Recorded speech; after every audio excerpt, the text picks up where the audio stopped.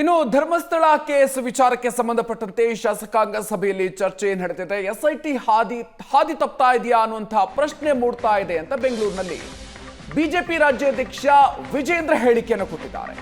SDPI communist ಪಕ್ಷ ಇದರ ಹಿಂದಿರುವಂತಹ ಗುಮಾನಿ ಇದೆ. ತನಿಖೆಯಾಗಿ ಸತ್ಯಾಂಶ ಹೊರಬರಬೇಕು, ಸರ್ಕಾರ ಸತ್ಯಾಂಶವನ್ನ ಬಹಿರಂಗಪಡಿಸಬೇಕು ಅಂತ ಆಗ್ರಹಿಸಿದ್ದಾರೆ.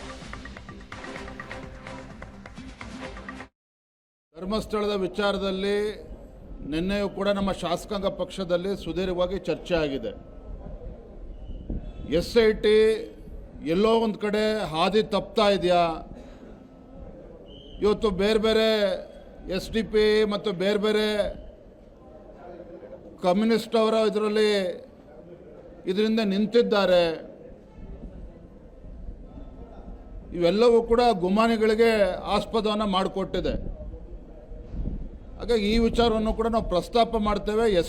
SIT ಏನು ತನಿಖೆ ನಡೆಸ್ತಾ ಇದೆ, ಅದ್ರ ಬಗ್ಗೆ ನಮ್ದು ಯಾವುದೂ ಅಭ್ಯಂತರ ಇಲ್ಲ. ಸತ್ಯ ಹೊರಗೆ ಬರಬೇಕು ಅಂತಕ್ಕಂಥ ಅಪೇಕ್ಷೆ ಈ ನಾಡಿನ ಜನತೆದು. ಆದರೆ ಧರ್ಮಸ್ಥಳ ಮಂಜುನಾಥೇಶ್ವರ ಕೋಟ್ಯಾಂತರ ಭಕ್ತರು ಇದ್ದಾರೆ. ಆ ಭಕ್ತಾದಿಗಳ ಅವ್ರಿಗೂ ಕೂಡ ಒಂದು ಘಾಸಿ ಆಗ್ತಕ್ಕಂಥ ನಿಟ್ಟಿನಲ್ಲಿ ಇವತ್ತೇನು ಕೆಲವು ಚಟುವಟಿಕೆಗಳು ನಡೀತಾ ಇದೆ, ಖಂಡಿತ ಸರಿಯಲ್ಲ. ಹಾಗಾಗಿ ಸದನದಲ್ಲೂ ಕೂಡ ರಾಜ್ಯ ಸರ್ಕಾರದಿಂದ ನಾವು ಉತ್ತರವನ್ನು ಬಯಸ್ತೇವೆ, ಇದ್ರ ವಿಚಾರವನ್ನು ಚರ್ಚೆ ಮಾಡ್ತೇವೆ.